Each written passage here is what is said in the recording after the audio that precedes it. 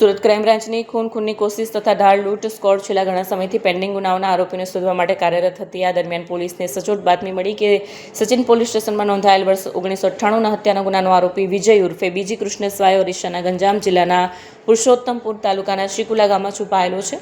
આ બાતમીના આધારે ક્રાઇમ બ્રાન્ચની એક ટીમ તાત્કાલિક ઓરિસ્સા રવાના થઈ અને સ્થાનિક વેશભૂષામાં રહી ઓપરેશન પાર પાડી આરોપીને દબોચી લીધો હતો. ઘટનાની વિગત મુજબ વર્ષ 1998માં સચિન જેઆઈડીસી રોડ નંબર 84 પર પ્લોટ નંબર 868માં રાજુભાઈ હરિલાલ ગાંધીનું કાપડ વણાટનું કારખાનું આવેલું હતું. આ કારખાનાના રૂમ નંબર 4ની બાજુમાં આરોપી એક અજાણ્યા ઈસમ દ્વારા સાથે સામાન્ય બોલાચાલી બાદ ઉગ્ર ઝઘડો કર્યો.